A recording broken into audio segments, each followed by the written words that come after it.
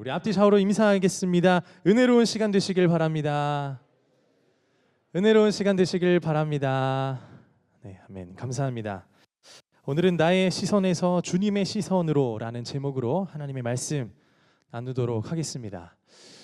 여러분들이 보신 영화인지는 모르겠지만 유명한 영화가 있습니다. 쇼생크 탈출의 제목을 가지고 있는 영화입니다. 이 영화에서 등장인물이 여럿 나오는데 그 중에 브룩스라는 인물이 나옵니다. 브룩스. 근데 이 브룩스라는 노인은 50년 동안 어디에 있었는지 아시나요? 네, 안 보셨군요. 감옥에서 복역하다가 가석방 됩니다. 근데 이 가석방 될 때 모두가 이 사람이 가석방 되는 것을 축하해줘요. 근데 이 브룩스는 축하를 받으면서 동시에 불안해합니다. 왜일까요, 여러분? 감옥 밖의 세상은 너무나 빠르고 감옥 밖의 세상은 너무 빠르고 낯설기만 했기 때문입니다. 평생 죄인 브룩스로 살아왔거든요. 근데 이 감옥의 규칙과 통제가 편해요. 거기서 안정감을 느꼈기 때문에. 근데 자유로운 세상에서는 이 모든 것을 스스로 선택하고 책임져야만 하기 때문에 감옥 밖인데도 불구하고 오히려 불안해합니다. 이 변화를 견디지 못한 그 브룩스는 결국 스스로 목숨을 끊으면서 유서를 남기죠. 익숙한 이곳이 그립다. 핵심이 뭐냐면 브룩스는 죄수라는 정체성에 완전히 동화되었던 인물입니다. 그에게 감옥은 고통의 공간인 동시에, 감옥이 고통이에요. 고통의 공간인 동시에 자신의 정체성이자 삶의 방식이 바로 감옥이었습니다. 그런데 자유라는 치유가 주어졌을 때 이 새로운 삶에 적응하는 것이 고통스러운 거예요. 그래서 결국 죽음을 선택합니다.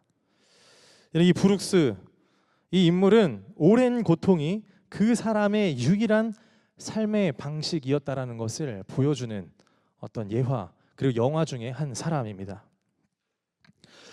여러분, 오늘 제가 왜 이야기로 시작하냐면 오늘 본문에 보면 오랜 고통이 그 사람의 정체성 자체가 되었던 가련한 한 사람이 나옵니다. 성경에서의 수식어는 38년 된 병자입니다. 여러분, 38년. 어떤 기간을 얘기하는 것을 넘어 이 사람의 38년이라는 그 엄청 짓눌려 있는 고통의 시간과 무게, 마음의 힘듦, 이 모든 것들이 38년 안에 좀 집약되어 있는 것 같아요. 자, 이 이야기를 하기 위해서는 먼저 이 요한복음 5장에 대한 이 배경을 설명해야 되는데, 이 요한복음 5장의 이야기는 명절로 시작됩니다. 저희도 곧 추석이 다가오는데요. 여러분, 당시 이 5장에 있는 내용의 명절이 6월절인지 오순절인지는 정확히 명시되어 있지 않지만 여하튼 명절이에요. 종교적 열기로는 항상 최고조에 달해 있는 도시이죠. 바로 예루살렘. 그리고 명절. 오늘 이 이야기는 예루살렘에서 시작됩니다. 좀 더 정확하게 그곳이 어디냐면은 바로 양문 곁에 있는 베데스다라 불리는 연못이라고 오늘 이야기하고 있습니다. 여러분, 양문이 어떤 곳이냐 하면은 당시 이 성전에 희생 제물을 바치러 가잖아요. 근데 제물로 바쳐질 양들이나 그런 짐승들이 움직이고 통하는 그 통로가 바로 이 양문이었습니다. 이 베데스다 연못이 어떻게 되는지 오늘 본문에 나와 있는데 5개의 행각, 즉 지붕이 덮인 이 주랑을 갖추고 있어요. 제가 이스라엘 성지순례 갔을 때 직접 봤었는데 인공 저수지라고 생각하면 됩니다. 근데 이 장소의 이름이 이 베데스다라 하는 연못인데 뜻이 있어요. 히브리어로 자비의 집 또는 은혜의 집이라는 뜻을 가지고 있는 게 오늘 이 베데스다라 하는 연못의 뜻입니다. 이름만 들으면 이곳은 하나님의 사랑이 막 샘솟칠 것 같아요. 넘치는 장소 같아요. 그렇죠, 여러분? 자비가 있을 것 같고. 그런데 현실은 그 이름과 정반대였습니다. 그곳은 자비가 아니라 인간의 고통이 집약된 곳이었습니다. 여러분, 본문을 읽으셔서 알겠지만 그러한 냄새가 나요, 지금 벌써. 근데 이곳이 인간의 고통이 집약된 곳입니다. 제가 이곳을 본문을 묵상하면서 어떤 곳이 떠올랐냐면 미국에 있는 필라델피아 켄싱턴 거리를 여러분 혹시 들어보셨나요? 이럴 때는 그냥 들어봤다 해주세요. 여러분 안 들어봤어도 들어봤죠? 네, 감사합니다. 여러분 흔히 좀비랜드라고도 불리는 곳이에요. 이 안타깝고 아픈 마음으로 제가 좀 말씀드리면 그것은 마약으로 인해 감염된 도시입니다. 제가 한 3년 4년 전부터 이 마약에 대해서 공부를 진짜 좀 많이 했거든요, 여러분.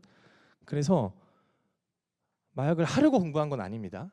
그러니까 마약을 퇴치해야 하기 때문에, 그리고 유일하게 어떻게 아시는 분을 통해서 얼만큼 이게 하나님의 형상을 무너뜨리는 완악한 이 도구가 되는지를 알게 돼서 그때부터 공부를 많이 했던 것 같아요, 여러분. 그래서 여러분들이 말하면은 어떤 종류인지 다 맞추고 알려줄 수 있어요.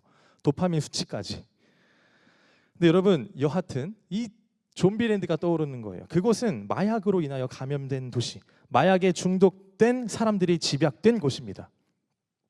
허상을 추구하게 만드는 이 좀비랜드 켄싱턴 거리는 여러분 하늘하기에 그 소망을 붙잡기도 어려운 도시입니다. 마치 그 모습을 방불케 하는 곳, 그 고통이 집약되어 있는 곳, 허상을 따르는 곳, 그것이 여러분 오늘 자비의 집이라고 불리는 베데스다 연못이랑 비슷합니다. 떠올랐어요. 그곳에는 미신에 자신들의 희망을 투사한 어떤 도시와도 같았기 때문입니다. 베데스다 연못, 맹인, 다리 저는 사람, 혈기 마른 자, 즉 중풍병자와 같이 스스로의 힘으로는 아무것도 할 수 없는 이들이 가득 누워 있는 곳이 베데스다 연못이었습니다. 이름은 자비의 집인데 진짜 자비는 찾아볼 수 없는 어둠의 현장, 그것이 오늘 본문이에요. 여러분 이곳에 사람들이 왜 모여 있을까요? 이유가 있죠. 전설적인 미신 때문입니다. 가끔 천사가 내려와서 베데스다 연못의 물을 움직여 주는데 그 물을 움직일 때 가장 먼저 물에 들어가는 사람이 어떤 병에 걸리든지 그 병이 다 낫는다라는 이 미신을 가지고 있었어요. 그 이야기 때문에 여러분 이 사람들이 그것을, 이 허상을 쫓기 위해서 다 모여 있는 거예요. 아픈 자들이. 여러분 이것은 기독교에서 말하는 은혜의 원리와는 다릅니다. 그것은 가장 빠르고, 이 베데스다 연못은 빠르고 힘세고 세상에서 말하는 가장 운 좋은 자에게만 기회가 주어지는 곳, 자비가 없는 경쟁 시스템, 그러한 세계와도 같았습니다. 여러분 생각해보면 맹인이에요. 지금 맹인도 있어요. 맹인이 어떻게 물의 움직임을 볼 수 있겠어요? 그리고 다리 저는 자가 어떻게 다른 사람보다 먼저 뛰어들어갈 수 있겠습니까? 이러한 베데스다의 연못, 이 거짓된 희망은 이 조건 없는 은혜가 아닌 행위와 어떤 공로, 그리고 어떤 경쟁, 운에 따라서 구원을 약속해주는 세상의 모든 종교적 시스템을 상징하고 있습니다. 이 절망적인 상황 속에서, 이 미신 속에서 한 사람이 등장해요. 무려 38년 동안 병을 앓아온 사람입니다. 38년이라는 세월, 고통의 무게가 저희는 겪어보지 않아서 모를 거예요. 그런데 이 사람은 분명 알 수 있어요. 우리가 육체적으로 마비되었을 뿐만 아니라 자신을 도와줄 사람이 아무도 없다는 이 고립감과 체념 속에서 희망마저 마비된 상태입니다. 오늘 이 내용만 보면 이 베데스다 연못의 배경은 단순한 무대는 아닙니다, 여러분. 그냥 성경에서 띡 나온 것 같죠? 여러분 근데 우리가 생각해 보면 예루살렘이에요. 이 모든 비극이 공식적인 종교의 중심지, 바로 이 성전 바로 양문 곁에서 지금 벌어지고 있다는 사실입니다.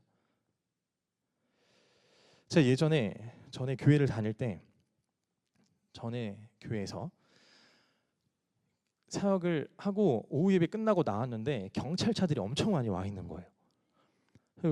왜 그런가 보니까 제가 이걸 얘기도 되는지 모르겠지만 앞에 있는 건물에 칼부림 사건이 있었던 거예요. 교회 바로 앞에 2m도 안 되는데. 그리고 이제 경찰차들과 이제 119 응급차들이 와가지고 막 다 데려가는데 피가 막 흘려 있고, 그걸 보면서도 엄청 생각을 좀 많이 하게 되었습니다. 한 대형교회 목사님도 그런 얘기를 하셨었는데, 엄청 추운 겨울날 교회 바로 옆에서 이 노숙자들이 동상 걸려서 끝내 죽었던 이야기를 이 강단에서 얘기하신 그 설교를 들은 기억이 있습니다. 성전 곁에서 가장 우리가 따뜻하게 나누고 있는 이 교회 중심 바로 옆에서 그런 일들이 있었을 때 각자가 생각하는 뭔가 느낀 점들이 있었을 것 같습니다. 여러분, 오늘 이 성전 곁에서 있는 이 베데스다 연못, 미신, 전설, 그리고 아픈 자들, 어떤 의미를 한번 우리가 생각을 해보자는 거예요. 당시의 형식적인 종교 제도가 가장 상처받은 영혼들에게 지금 참된 생명의 은혜를 제공하지 못하고 있었음을 암시해주고 있습니다. 우리가 이제 돌아가서 요한복음 2장에 가면은 성전 청결 사건이 아니라 성전 종결 선언 사건이 있었던 것을 우리가 나눴습니다. 이제는 성전에서의 유대교의 제사는 끝났다. 여기서 구원의 기능은 없다. 오직 사흘 만에 이 성전을 헐고 다시 세우시는 예수 그리스도의 부활로만이 우리가 이 성전의 기능을 할 수 있다라는 것을 보았습니다. 오늘 지금 이거 보면 곁에서 벌어지고 있는 베데스다의 상황은 당시 종교 제도를 다 까발리고 고발하고 있는 거예요. 영혼들에게 참된 생명을 주지 못하고 있는 상황들. 그러면 여러분, 예수님 한번 물어볼게요. 예수님은 여기 왜 오셨을까요? 베데스다 연못에 왜 오셨을까요? 야, 너네 눈 안 보이냐? 내가 먼저 들어가 보자. 여러분, 예수님 경쟁하려고 이곳 오셨을까요? 아니면 예수님이 이 거짓된 자비의 시스템에 참여하러 오신 것일까요? 아닙니다. 예수님은 완전히 다른 차원의 능력으로, 완전히 다른 차원의 자비로 그 시스템 자체를 깨뜨리기 위해서 지금 베데스다 연못에 오신 것입니다. 수많은 고통의 목소리가 뒤섞인 이 베데스다 연못에서 예수님의 시선은 한 사람에게 고정됩니다. 오늘 5장 6절에 보시면 이렇게 나와 있습니다. 예수께서 그 누운 것을 보시고 병이 벌써 오래된 줄 아시고 라고 기록합니다. 그리고 예수님은 그에게 다가가서 첫 마디를 건넵니다. 무슨 말씀이죠? 내가 낫고자 하느냐. 내가 낫고자 하느냐. 여러분 보면은 좀 의아해요. 예수님 이런 얘기할 때 당연한 얘기를 하시는 거잖아요. 지금 내가 낫고자 하느냐. 여러분 38년 된 병자가 낫기를 원하지 않을 리가 있겠습니까? 근데 항상 예수님이 다시 되묻고 당연한 이야기를 하고 마치 이 서리법적 의문문이라고 하죠. 당연한 것을 다시 질문하고 이런 것들에는 이 예수님의 깊은 의도가 담겨져 있습니다. 오늘 그 의도를 여러분들이랑 나눠보고자 하는데 단순한 안부 인사가 아니라 오늘 그 마비된 38년 된 병자를 향한 예수님의 터치가 담겨져 있습니다. 우리가 이 사람의 입장에서 한번 생각을 해보자고요. 당시 여러분 병든 사람들은 하나님으로부터 저주받았다는 거예요. 사회에서 분리되었고 이웃으로부터 배제되는 삶이 이런 맹인, 병든 자들, 알아누운 자들, 혈류증 여인들 이런 사람들이었어요. 그러니까 이 사람들은 육체적으로나 사회적으로나 얼마나 희망이 없는 사람이었겠습니까? 근데 그때 예수님의 말씀, 네가 낫고자 하느냐라는 질문은 이 영혼의 설렘, 기대, 아픔, 희망을 터치하는 말이에요. 그렇게 이 질문은 이 세 가지의 여러 겹으로 한번 우리가 생각해 볼 수 있는데 첫 번째는 일단 예수님의 이 질문은 당연한 질문은 이러한 의미를 가지고 있습니다. 잠자던 희망을 일깨우기 위함입니다. 38년이라는 긴 세월은 낫고 싶다는 열망마저 무뎌지게 만들었을 겁니다. 그의 소망은 곧 체념으로 변질되었을 거예요. 소망이 체념, 어쩔 수 없나 보다.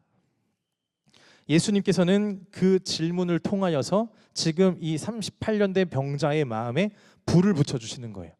다시 한번 잠자던 희망을 일깨우기 위한 것. 이게 첫 번째 의미입니다. 두 번째는 피해자라는 정체성에 도전하기 위해서입니다. 여러분 고통이 오래되다 보면 이 고통이 그 사람의 정체성이 될 때가 종종 있습니다. 마치 앞서 이야기했던 이 죄수 브룩스처럼 말입니다. 예수님은 그가 병자로서의 삶을 정말로 버릴 의지가 있는지 지금 묻고 있는 거예요. 너 피해자라는 그 정체성으로부터 벗어날 수 있는 그 의지에 도전하시는 거예요.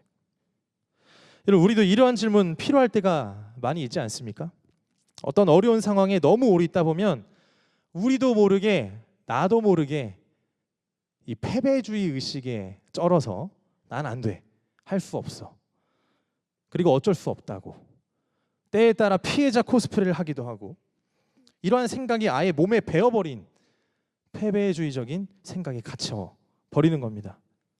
그래서 희망을 갖거나 무언가를 시도하거나 옆에 있는 동역자들이 다시 한번 새바람을 불게끔 얘기해 주는 거, 여러분, 그런 좋은 얘기 듣는 것도 귀찮아하거나 두려워하게 됩니다. 오히려 지금의 불행하고 이 무기력한 상태가 더욱 익숙하고 편안하게 느껴지기까지 합니다. 여러분, 포기하게 되는 것이 버릇이 돼버린 그 마음의 병, 그 병에 우리 예수님은 이 예리한 메스처럼 질문을 하는 거예요. 너 낫고자 하느냐? 낫고 싶어? 나 봐봐, 진짜 낫고 싶은 거 맞아? 의지를 물어보는 거예요. 세 번째로는 그의 시선을 전환시키기 위함입니다. 이 병자의 모든 관심은 지금 어디에 있어요, 여러분? 베데스다 연못에 있어요. 지금 연못에, 이 연못에서 돌아가는 시스템의 방법에 고정되어 있는 거예요. 예수님의 질문은 어떤 거냐? 지금 이 병자의 초점이 이 불확실한 물에서 이 예수님의 말씀으로 이동시키기 위한 질문이에요. 그래서 그의 눈에서 예수님의 눈으로, 신뢰할 수 없는 방법에서 신뢰할 수 있는 예수님에게 옮기도록 지금 예수님이 초대하시는 거예요. 질문하고 되묻는 겁니다. 나의 시선에서 주님의 시선으로 바꾸시고자 예수님이 질문하십니다. 내가 낫고자 하느냐? 여러분, 이게 오늘 이 질문 안에 세 가지의 내용을 내포하고 있다고 생각합니다. 그런데 병자의 대답이 어땠죠? 이 병자는 예스라고 대답하지 않았습니다. 오히려 변명해요. 이 5장 7절의 말씀 한번 다 같이 읽어보도록 하겠습니다. 이 5장 7절 시작.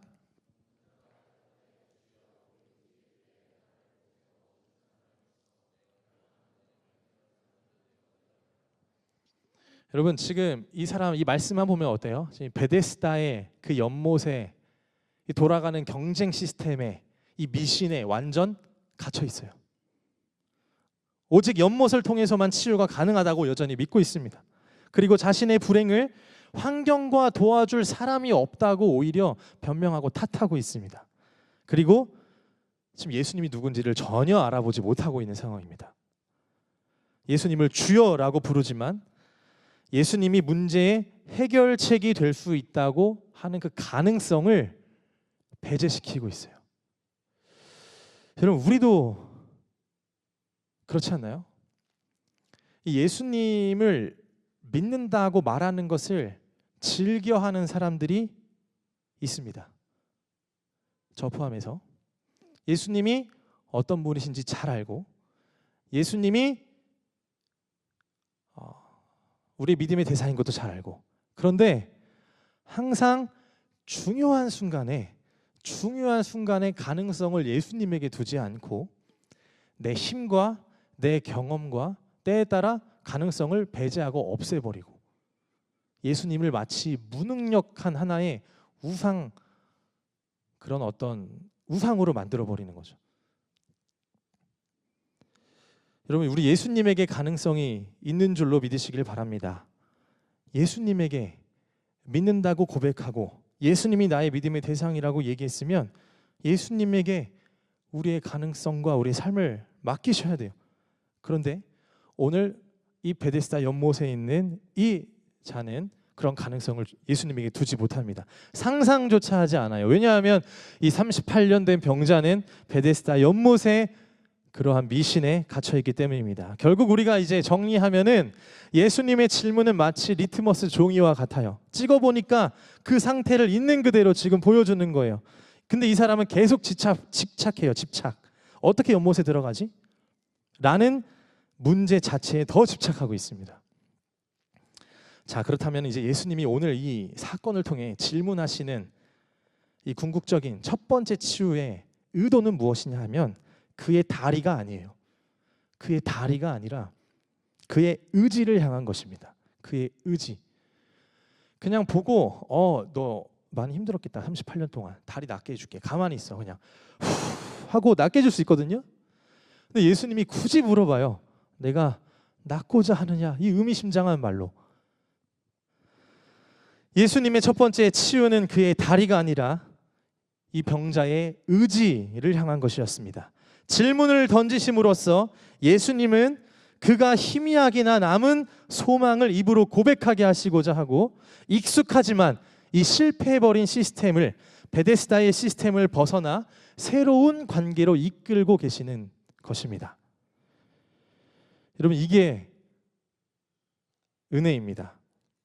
여러분 우리가 은혜라고 하면은 굉장히 신비적인 것으로만 생각을 할 때가 있거든요. 엄청난 감정, 막 무아지경, 황홀경 이런 것을 은혜로 생각할 수 있는데 우리에게 필요한 것은 어쩌면 예수님의 한마디 질문일 수도 있습니다.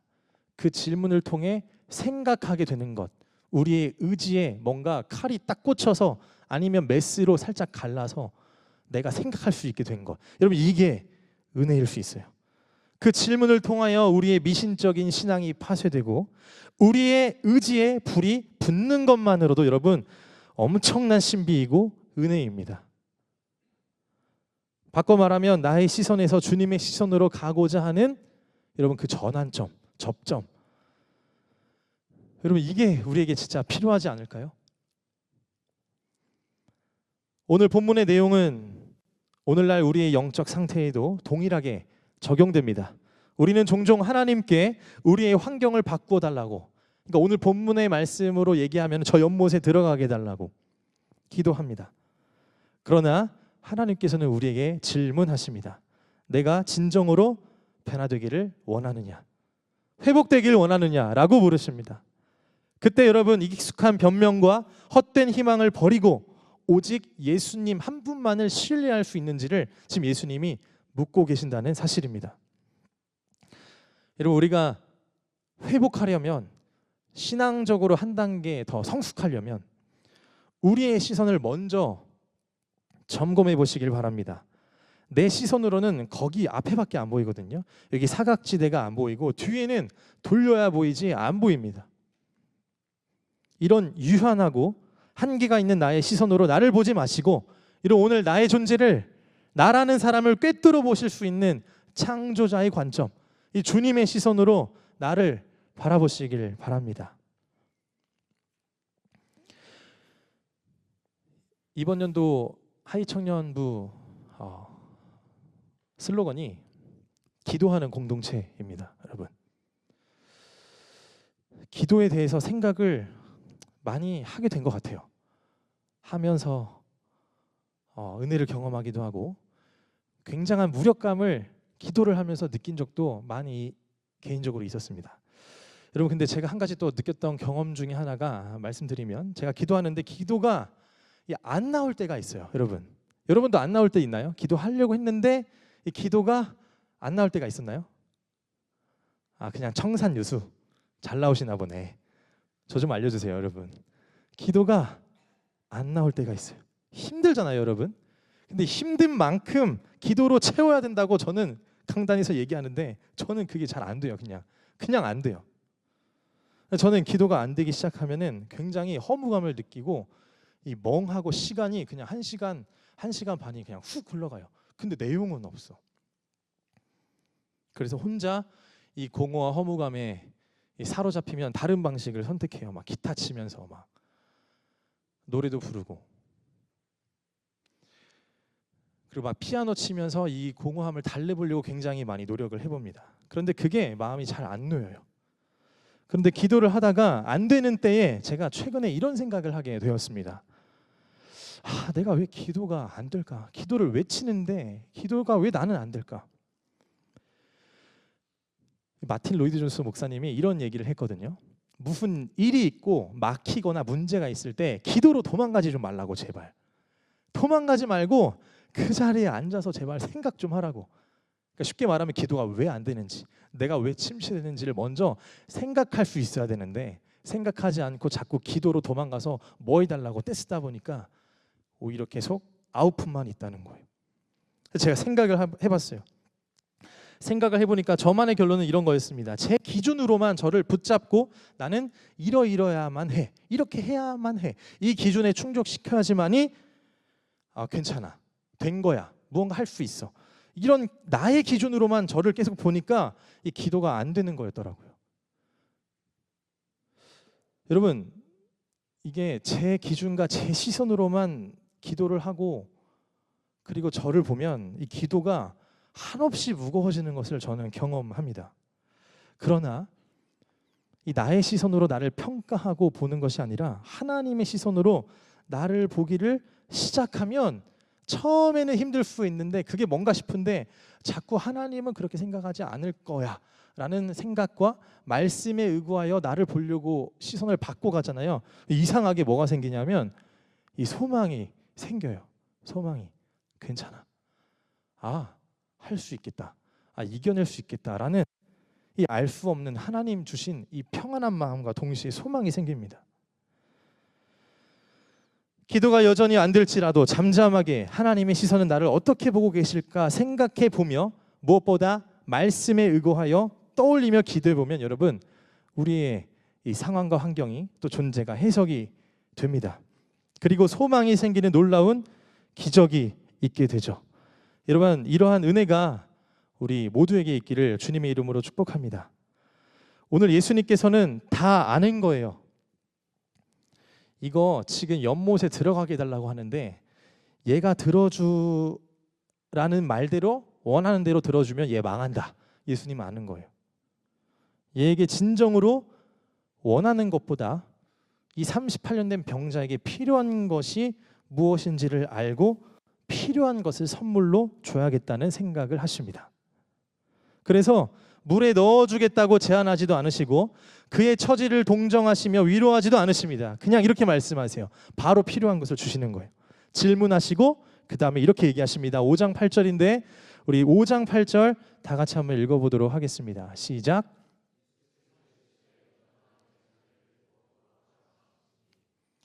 일어나 내 자리를 들고 걸어가라 하시니. 이 말씀은 병자의 능력에 의존하는 조언이 아닙니다. 그것은 그 자체의 능력이 있는 예수님의 선포였습니다. 예수님 말씀의 능력에 선포의 능력이 있었던 거예요. 이 명령이 선포되자 치유는 바로 진행됩니다. 즉각적으로 나아서 완전하게 일어나게 되는 게 오늘 본문의 말씀입니다. 여러분, 자비의 집, 은혜의 집이라고 불리던 베데스다 연못은 결국 성공했습니까? 실패했습니까? 실패했어요. 그것은 가장 무력한 자를 외면하는 경쟁적이고 어두운 희망이 없는 곳이었습니다. 어두운 희망이 있는 곳이죠. 예수님께서 이곳에 오셔서 하고 싶은 진짜 이야기가 여러분 무엇일까요? 요한복음은 항상 기적만 얘기하는 게 아니라 이 세메이온이라는 표적을 이야기하는데 이 나아주는 38년 된 병자를 통해서 진짜 얘기해주고 싶은 것, 여러분 뭘까요? 예수님은 이 이야기 속에서 자신이 바로 참된 베데스다, 자신이 진정한 자비의 집이라는 사실을 알려주고 싶은 거 아닐까요? 예수님의 은혜는 강한 자를 위한 상급이 아니라 무력한 자를 위한 값없는 선물임을 보여주고 계십니다. 여러분, 이런 분이 메시아여야만 해요. 이런 분이 메시아, 신이어야만 해요. 경쟁 시스템에서 이긴 자들에게 은혜와 공로의 칭찬을 주는 게 아니라 힘없고 무력하고 자기 힘으로 나아갈 수 없는 자들에게 직접 찾아오셔서 그들의 전설과 미신을 깨시고 마비된 현실 한복판으로 오셔서 직접 찾아가셔서 인간의 몸으로 오셔서 생명의 말씀으로 선포하시고 그들을 정결케 하시는 이런 분이 여러분 메시아가 돼야 돼요. 여러분, 이런 분이 바로 우리 예수님이십니다.